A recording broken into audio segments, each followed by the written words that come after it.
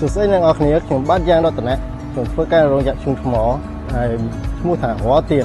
ដែលមានថាពលធម្មពលនៅខេត្តព្រះសីហនុថ្ងៃនេះខ្ញុំនឹងនាំអ្នកនរគ្នាបង្ហាញពីថ្ងៃមួយដែលខ្ញុំបានធ្វើការនៅក្នុងរោងចក្រឈូងថ្ម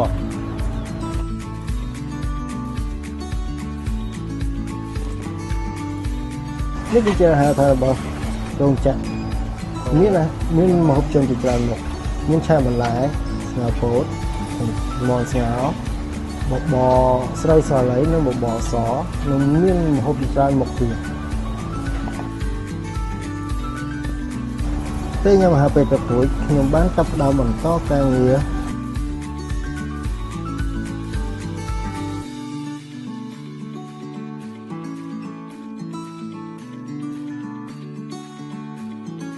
កិច្ចការងារប្រចាំថ្ងៃគឺស្ទើរតែដូចតែគ្នាការត្រួតពិនិត្យកត់ត្រាការបញ្ជាក់និងការដោះស្រាយបញ្ហាវាស្ដាប់ទៅសាមញ្ញប៉ុន្តែតាមពិតទៅមានរឿងជាច្រើនដែលត្រូវការយកចិត្តទុកដាក់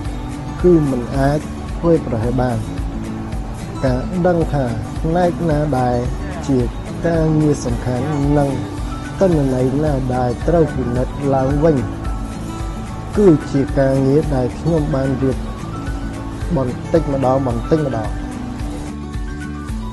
ញុំចាំបានថាការដែលខ្ញុំចូលធ្វើការដំបូងនៅក្រុមហ៊ុននេះខ្ញុំពិតជាមានអារម្មណ៍ភ័យណាស់ពេលនោះខ្ញុំទើបតែបញ្ចប់ការសិក្សាហើយពេលក្រឡេកមើលឧបករណ៍និងប៉ារ៉ែតម៉ែត្រទាំងអស់នេះមានឧបករណ៍ជាច្រើនដែលខ្ញុំមិនសូវស្គាល់ជាសំណាងល្អខ្ញុំមានគ្រូម្នាក់ដែលបានណែនាំខ្ញុំបានរៀនអនុវត្តបណ្ដាលនិងរៀនបណ្ដាលបន្តិចម្ដងខ្ញុំក៏ស្គាល់នៅឧបករណ៍ទាំងនោះឥឡូវនេះខ្ញុំដឹងថាខ្ញុំខុសគ្នាឆ្ងាយណាស់ពីពេលដែលខ្ញុំមកដល់ដំបូងពីមុនពេលដែលខ្ញុំជួបបញ្ហាប្រតិកម្មដំបូងរបស់ខ្ញុំគឺភ័យស្លន់ស្លោប៉ុន្តែឥឡូវនេះខ្ញុំត្រូវមើលនិងគិតអំពីវាហើយបន្ទាប់ទើបបានធ្វើការសន្និដ្ឋានជាក់លាក់ចំពោះបញ្ហា